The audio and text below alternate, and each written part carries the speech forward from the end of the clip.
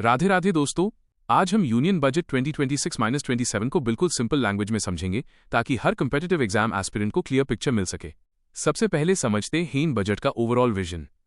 Government ने इस साल डेवलपमेंट को 3 बड़े पिलर्स पर रखा है। पहला पिलर है growth with stability, MATLAB economy को तेज ग्रो करना लेकिन साथ हाई फिस्कल डिसिप्लिन भी मेंटेन करना। दूसरा पिलर है स्किल और एंटरप्रेन्योरशिप। यहां गवर्नमेंट का क्लियर मैसेज है, सिर्फ मुफ्त सुविधा देना काफी नहीं है, बल्कि यूथ को स्किल्ड बनाना और जॉब क्रिएटर्स तैयार करना जरूरी है। तीसरा पिलर है इंक्लूसिव डेवलपमेंट, जिसका मतलब है गांव, गरीब और हर रीजन तक विकास पहुंचना, ताकि डेवलपमेंट सिर्फ शहरों तक सीमित न रहे। इसी के बाद एक इंपॉर्टेंट स्टैटिस्टिकल रिफॉर्म भी अनाउंस हुआ है। इंडिया का इकोनॉमिक डेटा एबी नए बेस ईयर पर कैलकुलेट होगा।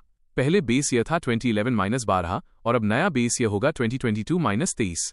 इसका सिंपल मैटलैब ये है कि जीडीपी और इन्फ्लेशन जैसे सारे इकोनॉमिक नंबर्स एबी आज की इकोनॉमी के अकॉर्डिंग कैलकुलेट होंगे, जिसमें डिजिटल इकोनॉमी, स्टार्टअप्स और सर्विसेज सेक्टर प्रॉपर्ली रिफ्लेक्ट होंगे।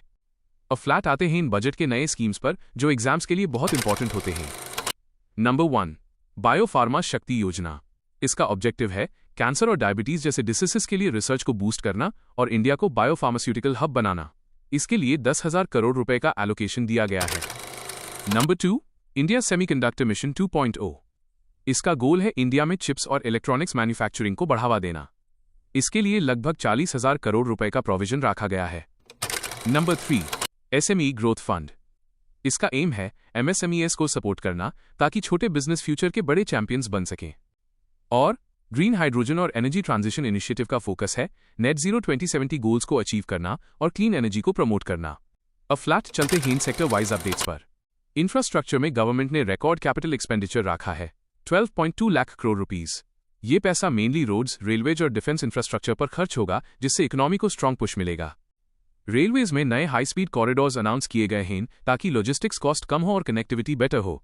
एग्रीकल्चर सेक्टर में एमएसपी सिस्टम जारी रहेगा और फार्मिंग में डिजिटल पब्लिक इंफ्रास्ट्रक्चर लाया जाएगा, जिससे फार्मर्स को टेक्नोलॉजी से डायरेक्टली कनेक्ट किया जा सके।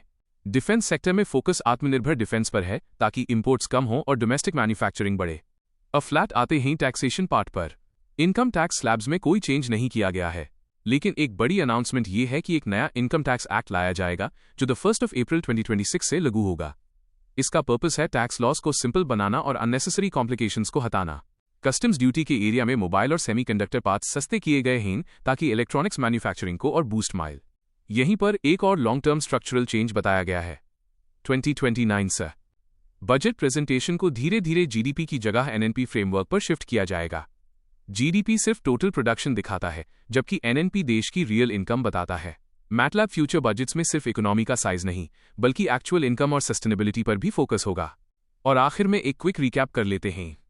1, बेस ईयर चेंज होकर 2011-12 से 2022-23 हो गया है। 2, 2029 से बजट फ्रेमवर्क जीडीपी से एनएनपी की तरफ जाएगा। 3, गवर्नमेंट का फोकस फ्रीबीज से ज्यादा स्किल और एंटरप्रेन्योरशिप पर है। 4, इंफ्रास्ट्रक्चर स्पेंडिंग ग्रोथ का मेन इंजन बनाया गया है। 5, इंक्लूसिव डेवलपमेंट का मतलब गांव, गरीब और हर रीजन तक विकास। 6, और नया इनकम टैक्स एक्ट 1 अप्रैल 2026 से लागू होगा। राधे राधे दोस्तों, इसी के साथ यूनियन बजट 2026-27 का कंप्लीट ओवरव्यू यहीं खत्म होता है।